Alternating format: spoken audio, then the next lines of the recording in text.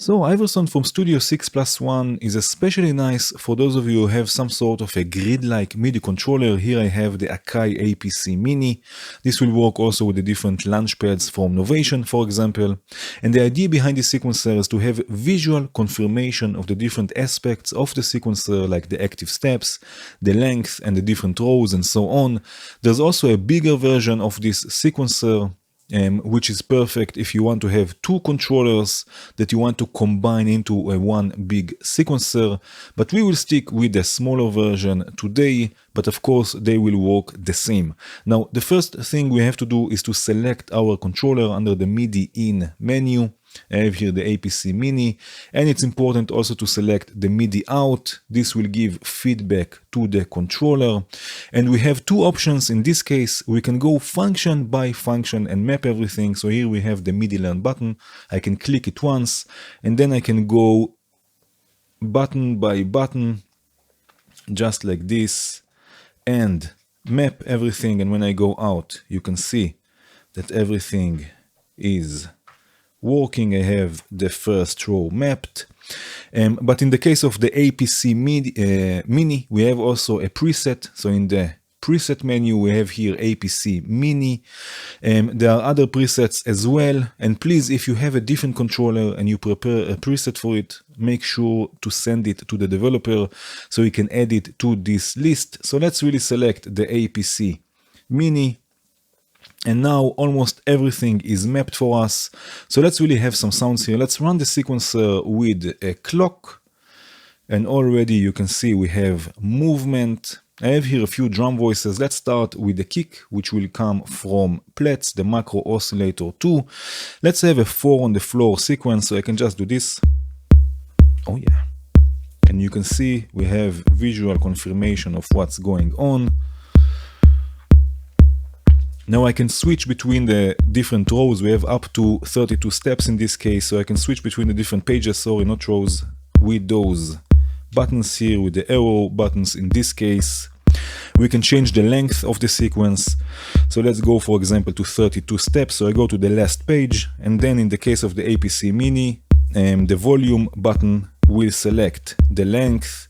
And now I just click the last step I want, which is 32. And now we have 32 steps. So let's continue with this 4 on the floor, but add some notes here and there, just like this. And already you can notice that each row can have its own length, so you can create even polyrhythms and stuff. Okay, let's add the hi-hat. I have here the hi-hat module from Hora. Let's do something like this. Oh yeah. Let's add also an open hat, but here we can use the Euclidean function. So the Iverson sequencer has also a built-in Euclidean mode. So let's first of all select the length of the sequence we want. So let's go with 15. So we go to the second page. This one is step 16. I want 15, so I hit volume and hit step 15. So now we have 15 steps for the row for the open hat. And now the shift button in this case will activate the Euclidean mode. So if I hit it once, you can see Euclidean mode is active. And now we can select how many hits we want in this sequence. So let's go with 3. I will just hit step 3. So we have 1, 2, 3 hits, and it will separate them or distribute them in a Euclidean manner. Oh yeah. So we have 15 steps and 3 hits. Let's add also a nice bass. I have here the percussive vibration. Let's do this also in a Euclidean manner.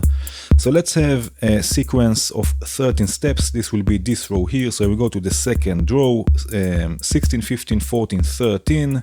This will be this row. And then I will want to have 4 hits. So again, shift and 4. I don't even have to look at the screen. Oh yeah.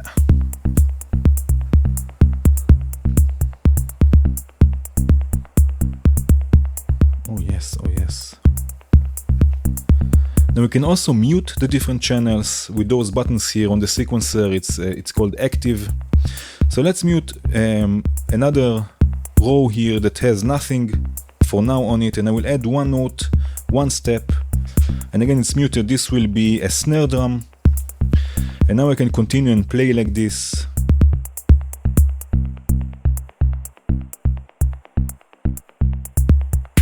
Oh yeah.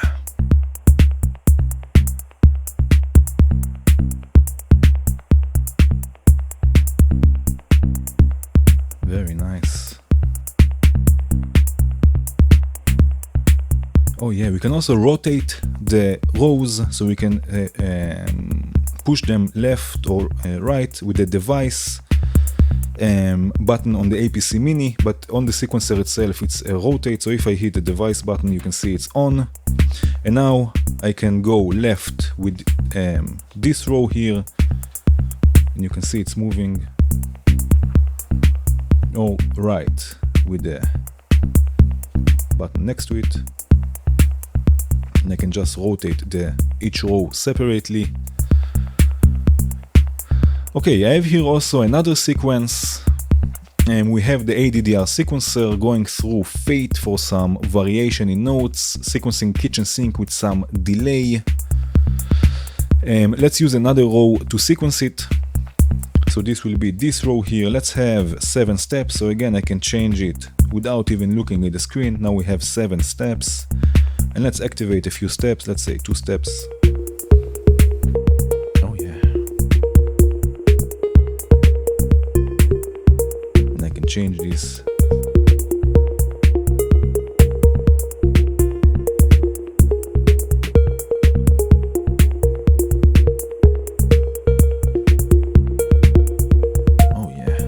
I can see everything what's going on right here in front of me.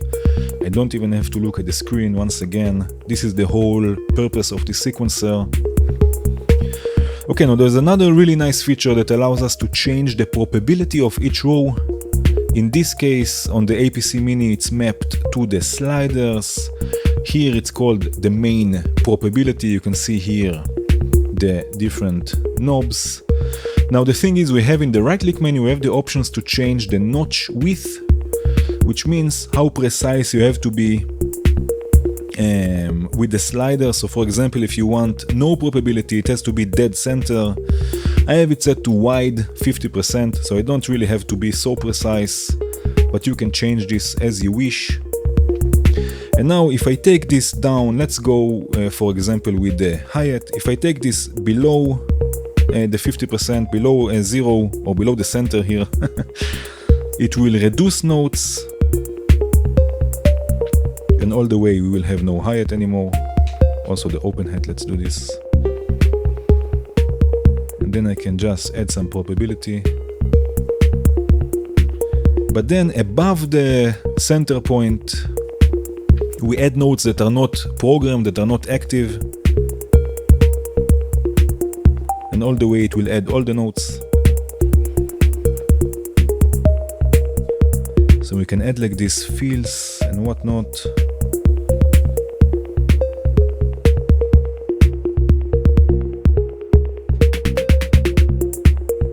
Oh yes.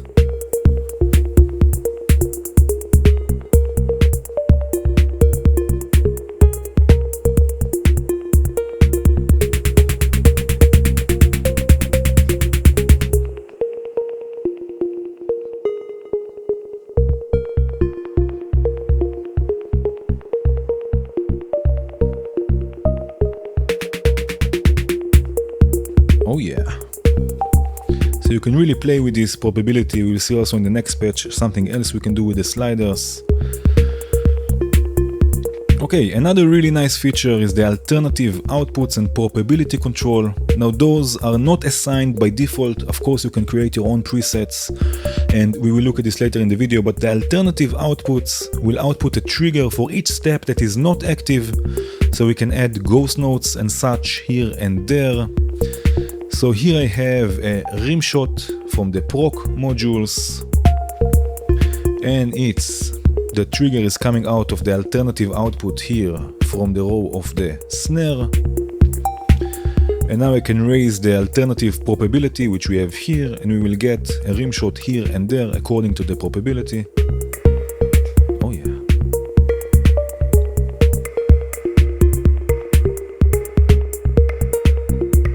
Also this I can change.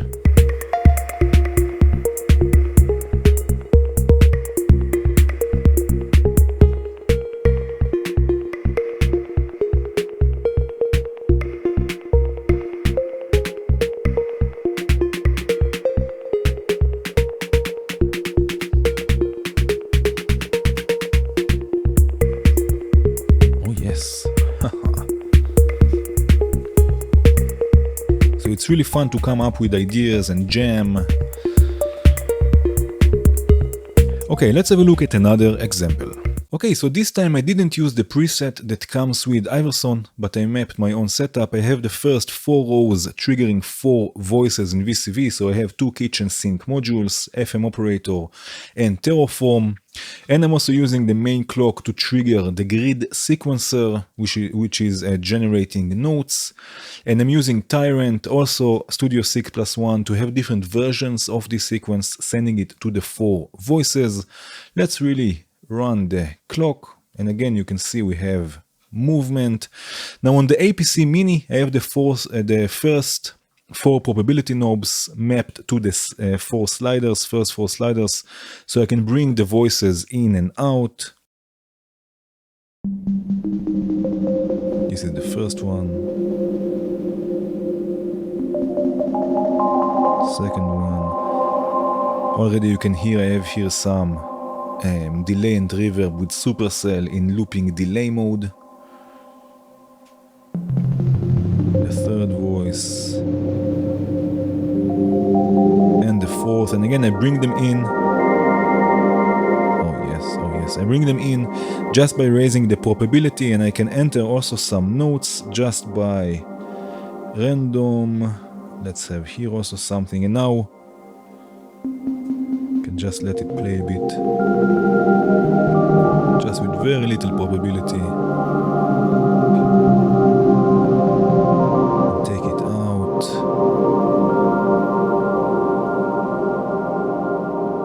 Now I have 4 more sliders mapped to change the timbre of the voices. So I have, for example, for this voice, I have this slider, and then I have here another pair, and another one.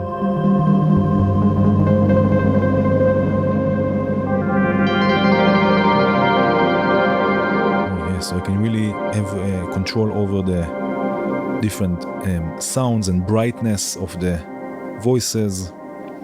Now from the first supercell, this looping delay mode supercell, it's going to another supercell in granular mode.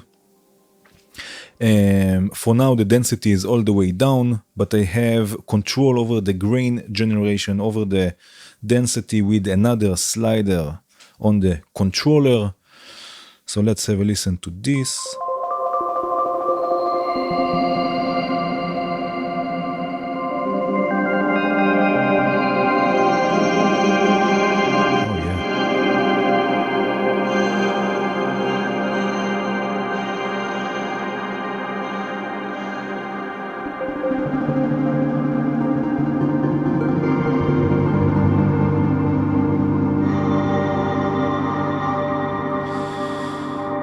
Oh yes, now I have another row sequencing 1, 2, 3, 4. I have row 5 sequencing a bass sound. So I have here, in this case, the additive vibration.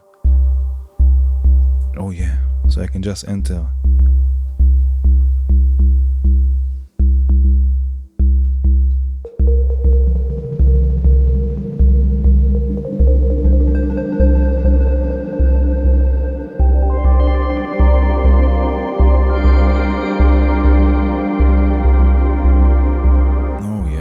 Play this without even looking at the screen. It's amazing.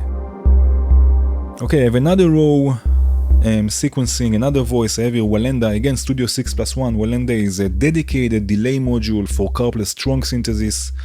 I have it pinged just from the clock, and I have sample and hold generating pitch information, going through some delay with a filter in the feedback loop. So I can just with another row bring this voice in and out.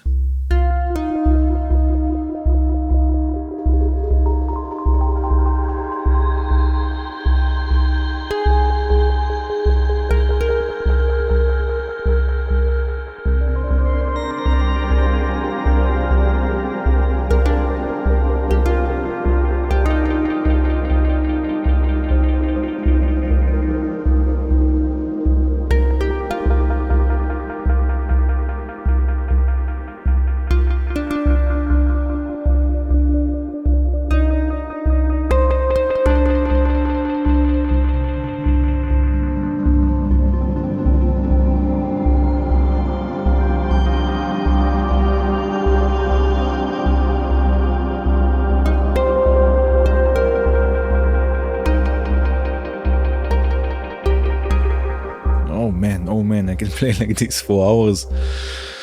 Okay, I also have a hi-hat here from Hora, which I have another row of the sequencer controlling it, so I have it here.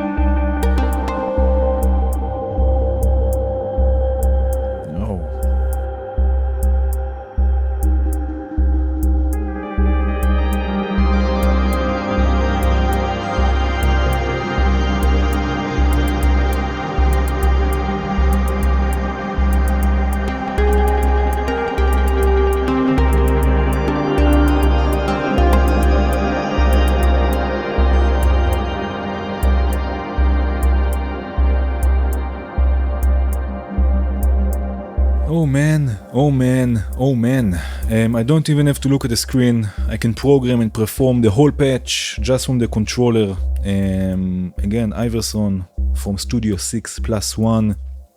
Of course, there are many more ways you can customize your controller with the sequencer, but that was it for now.